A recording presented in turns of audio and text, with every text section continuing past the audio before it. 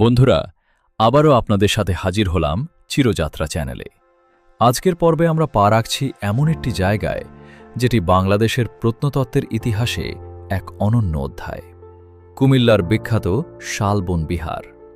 হাজার বছরের ইতিহাস শালবন বিহার বাংলাদেশের অন্যতম গুরুত্বপূর্ণ বৌদ্ধ প্রত্নতাত্ত্বিক নিদর্শন।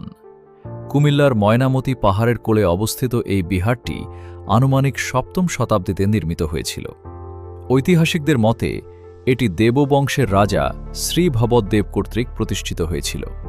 শালবন বিহারের নামকরণ হয়েছে এই এলাকার শাল গাছের বন থেকে।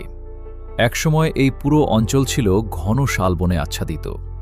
খনন কাজে এখান থেকে পাওয়া গেছে ১১৫টি কক্ষ বিশিষ্ট এক বিশাল বিহার কমপ্লেক্স, কেন্দ্রীয় মন্দির, অসংখ্য বৌদ্ধ মূর্তি, তামার পাত্র, স্বর্ণ ও রৌপ্য মুদ্রা এবং নানা মূল্যবান প্রত্নসামগ্রী।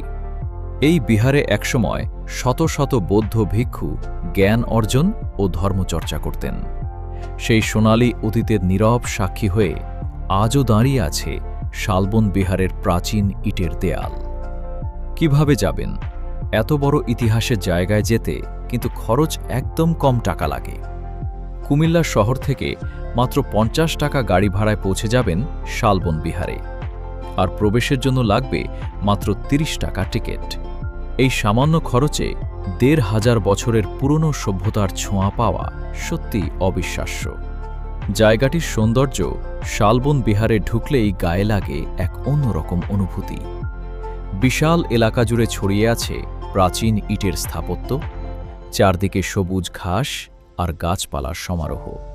পাহাড়ি পরিবেশে দাঁড়িয়ে যখন এই ধ্বংসাবশেষের দিকে তাকাবেন, মনে হবে সময় যেন থমকে গেছে। সকালের নরম আলোয় বা বিকেলের সোনালি রোদে এই জায়গার সৌন্দর্য একেবারে অন্যরকম হয়ে ওঠে। ফটোগ্রাফি বা ভিডিওগ্রাফির জন্য শালবন বিহার সত্যিই একটি স্বপ্নের গন্তব্য।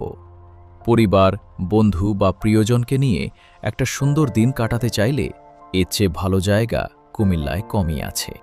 আউট্রো তো বন্ধুরা, চিরযাত্রার সাথে এভাবেই আমরা খুঁজে বেড়াই বাংলাদেশের হারিয়ে যাওয়া ইতিহাস আর অজানা গন্তব্যগুলো।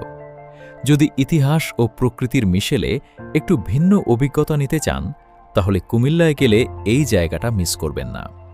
ভিডিওটি ভালো লাগলে লাইক দিন, শেয়ার করুন, আর চিরযাত্রা চ্যানেলটি সাবস্ক্রাইব করতে ভুলবেন না। বেল আইকনটাও চেপে রাখুন যাতে নতুন ভিডিওর নোটিফিকেশন মিস না হয়। দেখা হবে পরের পর্বে। আল্লাহ হাফেজ।